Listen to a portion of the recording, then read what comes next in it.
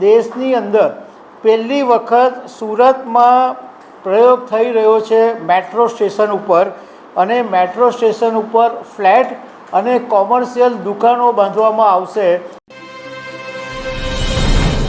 સુરતમાં મેટ્રોની કામગીરી વિશે અનેક વખત નિશાન સાધવામાં આવે છે, કારણ કે મેટ્રોનું જે કામ છે એ એકદમ ગોકળ ગતિએ ચાલે છે અને આખા શહેરની અંદર લોકોને પારાવાર મુશ્કેલીનો સામનો કરવો પડે છે। પરંતુ એક એવી વાત સામે આવી છે કે જે સુરત માટે સારી છે, કારણ કે દેશની અંદર પહેલી વખત સુરતમાં પ્રયોગ થઈ રહ્યો છે મેટ્રો સ્ટેશન ઉપર, અને મેટ્રો સ્ટેશન ઉપર ફ્લેટ અને કોમર્શિયલ દુકાનો બાંધવામાં આવશે।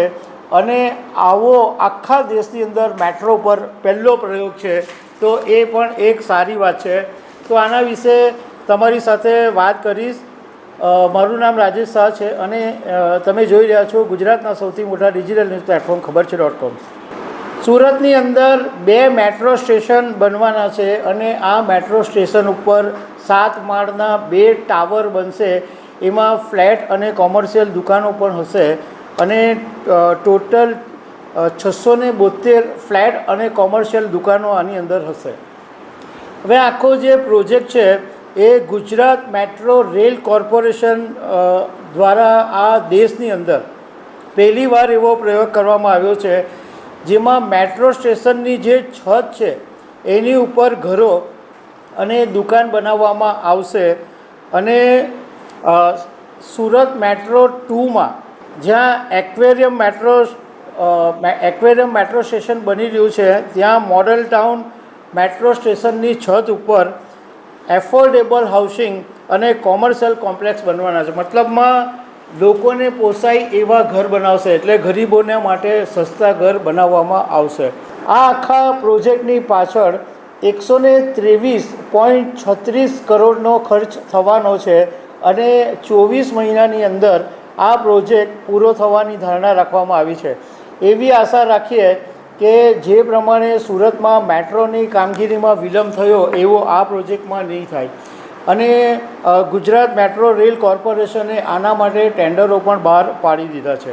આ જે આખો મેટ્રોનો જે પ્રોજેક્ટ છે એ બહુસ્તરીય મોડેલ બેઝ ઉપર છે, જ્યાં નીચે એક એક્વેરિયમ મેટ્રો સ્ટેશન હશે અને તેની ઉપર પોડિયમ ફ્લોર ઉપર સુવિધા હશે, અને એની ઉપર EWS ફ્લેટ હશે।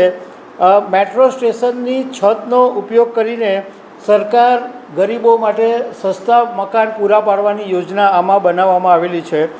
અને દરેક બંને જે મેટ્રો સ્ટેશન ઉપર છે એમાં બે ટાવર બનવા છે, અને દરેક ટાવરની અંદર 7 માળ હશે। 7 માળના 1 ટાવર, એવા 2 ટાવર બનવાના છે। અને દરેક ફ્લોર એટલે દરેક માળ ઉપર ટોટલ 24 ફ્લેટ હશે, 24, અને દરેક ફ્લેટની જે સાઇઝ હશે એ 76.65 ચોરસ મીટર હશે, અને એનો જે કાર્પેટ એરિયા છે એ 44.98 ચોરસ મીટર હશે।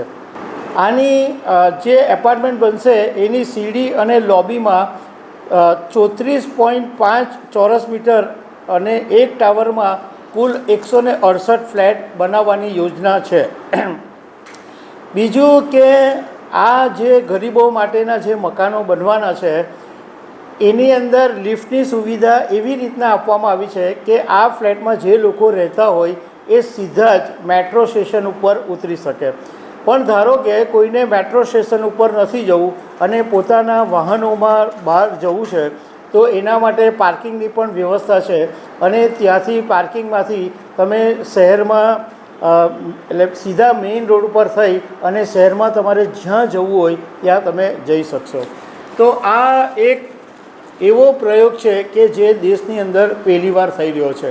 તો દર્શક મિત્રો, આવી અનેક વાતો સાથે અમે તમને મળતા રહીશું। Thank you very much.